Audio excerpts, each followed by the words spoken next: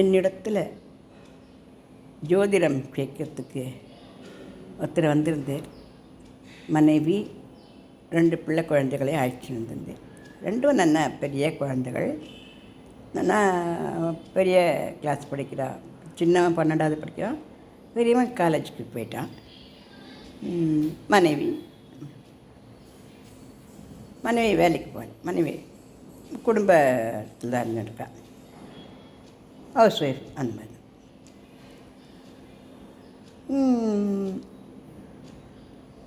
அவருடைய ஜாதகத்தை பார்த்தேன் நான்.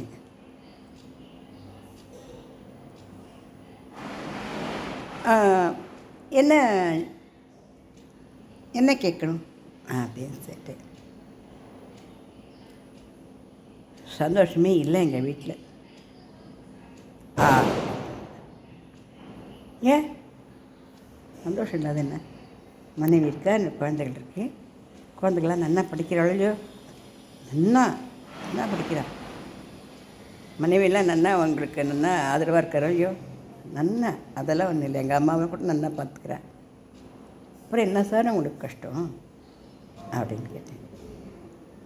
அது இல்லைம்மா, எதுகளுமே பர்ஃபெக்டாக நடந்துக்கிறதே இல்லை.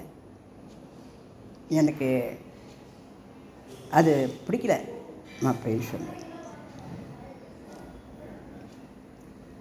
என்ன பர்ஃபெக்டாக நடந்துக்கல அப்படி? ஏம்மா சாட்டர்டே சண்டே அப்படின்னா 8 மணிக்கு தூங்கணுமா? ஏன் 5 மணிக்கு வழக்கமில்லேருந்து 5 எந்த அண்ணா எழுந்துக்கிறது கிடையாது, வாக்கிங் போகிறது கிடையாது, வீட்டில் வேலை பார்க்குறது கிடையாது. எவ்வளோ மாட்டாங்க இந்த பிள்ளைங்க சோம்பேறியாக கிடக்குறது. நான் கூச்சி போட்ட மட்டும் என் மனைவி கூச்சிப்பேன். எங்கள் மேலே எங்களை எவ்வளோ கண்டிஷனை வளர்த்தா தெரியுமா? ஒரு கண்டிஷனில் அந்த பிள்ளைங்க அப்படி வளருது தாந்தோனியா அப்படி. அது உங்கள் பிள்ளைகளுடைய ஜாதகத்தை பார்த்தா தெரியும் அப்படின்னு நான் சொன்னேன். அதெல்லாம் கூட தெரியுமா? எல்லாமே தெரியும் அப்படி. கொண்டு வந்திருக்கேன் இருங்களா பிள்ளைங்களா அப்படின்னு ஆரம்பம். அதுக்கு 2 அப்படியே என்னமோ மூஞ்சியில் சிரிப்புன்றதையே அது அந்த வயசில் காணாத பசங்க மாதிரி உட்காந்துது. அப்பா கொஞ்சினாலும் ஒன்று தான், கொஞ்சினாலும் ஒன்று தான் மாதிரி தெரியுது. அந்த மனைவியும் குரங்கு பறி கொடுத்தா அப்படி மாதிரி உட்காந்துட்டுருக்கா. அவன் முகத்துலேயும் எந்த ஒரு சந்தோஷத்தையுமே காணும். நான் இவருடைய ஜாதகத்தை பார்த்த உடனே தெரிஞ்சுட்டேன். நான் என்ன அப்படின்னா, இந்த மனுஷர் மகா நல்லவர், கெட்ட குணம் எல்லாம் கிடையாது, கோபம் எல்லாம் கிடையாது, அதெல்லாம் கிடையாது. ஆனால் என்ன அப்படின்னா, எதையுமே அந்த டயத்துக்கு செஞ்சிடணும், முடிச்சிடணும். அவர் முடிச்சிடுவேன். அவர் ஒரு டயத்தப்பாத ஒரு கருத்தையும் அவர் ஒரு நிமிஷம் கூட அவர் குறைச்சும் செய்ய மாட்டேன், அதிகமாக செய்ய மாட்டேன். பர்ஃபெக்டான மனுஷன், கரெக்ட். இதில் போலீஸில் பெரிய அதிகாரியாக இருக்கிறார். இதெல்லாம் சரிதான். நான் சொன்னேன், நீங்கள் உங்கள் வீட்டுக்கு அப்பா, உங்கள் மனைவிக்கு அன்பான ஹஸ்பண்ட் அப்படின்னு.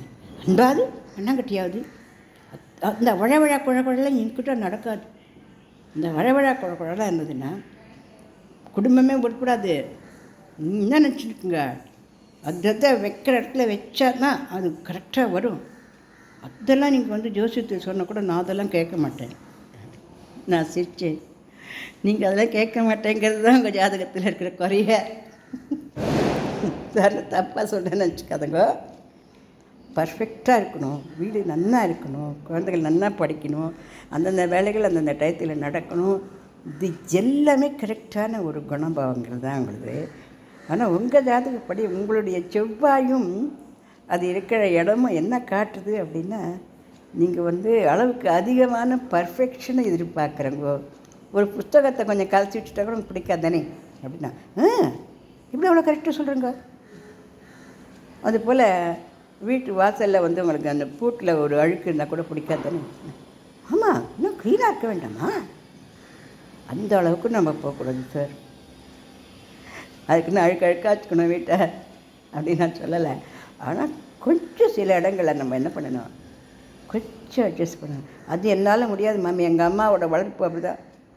இப்போ எங்கள் அம்மா கொஞ்சம் தள்ளாமையாக இருக்கா, இல்லாட்டா உள்ள விட்டுருக்க மாட்டா தெரியுமா. உங்கள் அம்மா அப்போ உங்களுக்கு அப்படி வளர்த்தது கூட அது ரைட்டுன்னு நான் அப்படி சார் சொல்ல முடியும். அது கூட அவ்வளோ போயிட்டு, அதாவது வீடுன்றது பழிச்சுன்னு இருக்கணும், நன்னா இருக்கணும், அந்தந்த வேலைகளை செய்யணும், ஒரு வேலையை விட்டு போகக்கூடாது, எல்லாம் கரெக்டாக இருக்கணும், எல்லா இடமும் நல்லா நீட்டாக க்ளீனாக அழகாக இருக்கணும். யாராவது வந்து பார்த்தா ஐயா இப்படியா இருக்கும் வீடு அப்படின்னு சொல்லக்கூடாது. இது எல்லாமே உங்களுடைய எண்ணங்கள் கொள்கைகள் எல்லாமே ரைட்டு. ஆனால் உங்களுக்கு இருக்கிற மாதிரி செவ்வாய் இருக்கிறவா தான் அந்த மாதிரி இருக்க முடியும் சார். உங்களுக்கு இருக்கிற மாதிரி செவ்வாய் எல்லாருக்குமே இருக்காதே அப்படின்னு சொன்னேன். அதே நான் எனக்கு ஒன்று ஸ்பெஷலாக செவ்வாய் இருக்குது இல்லை, ரொம்ப பர்ஃபெக்டாக இருக்கணுங்கிற இடத்துல உங்களுக்கு செவ்வாய் இருக்குது, வேறு ஒன்றும் இல்லை. அது உங்கள் குத்தம் கூட இல்லை. ஆனால் அந்த செவ்வாய் தசை இப்போ மாறி போயிடுத்து. செவ்வாய் தசை மாறி இப்போ ராகு தசை வந்துடுத்து. அதனால் நீங்கள் அவ்வளோ தூரம் பர்ஃபெக்டாக இருக்கணும்னு நினைக்க மாட்டேங்க. இனிமேல் கொஞ்சம் உங்கள் குடும்பமே குதூகலமாக இருக்க ஆரம்பிக்கும் அப்படின்னு சொன்னேன். அப்படியா, நான் வழவனா ஆகிடுவேண்ணா? அப்படி இல்லை, நீங்கள் இனிமேல் கொஞ்சம் வாழ்க்கையை புரிஞ்சுப்போங்க. நீங்கள் எத்தனை காலம் வாழ்ந்தது வாழ்க்கைன்னு நீங்கள் நினச்சிட்டு இருக்குங்க இல்லையா, இதில் எவ்வளோ தூரம் உங்களுக்கு கஷ்டங்கள் இருக்குதுன்னு உங்களுக்கு தெரியுமா? என்னம்மா கஷ்டம் இல்லை? இதோ என் பெரிய பையன் ஃபஸ்ட் ரேங்க், செகண்ட் பையன் ஃபஸ்ட்டு தான், செகண்ட் வந்தான்னா தெரியும். அதெல்லாம் கரெக்டு சார். ஆனால் இன்னும் 4 வருஷம் கழிச்சு யோஜனை பண்ணி பாருங்க. இந்த குழந்தைகள் எங்கேயாவது வெளிநாட்டுக்கு போனாலோ இல்லை கல்யாணம் காட்சி பண்ணி வெளியில் போயிட்டாலோ உங்களை பற்றி நினச்சிக்கிச்சு என்றைக்காவது ஒரு நாளைக்கு ஒரு சந்தோஷமான நினைவாக வளர்க்குமா?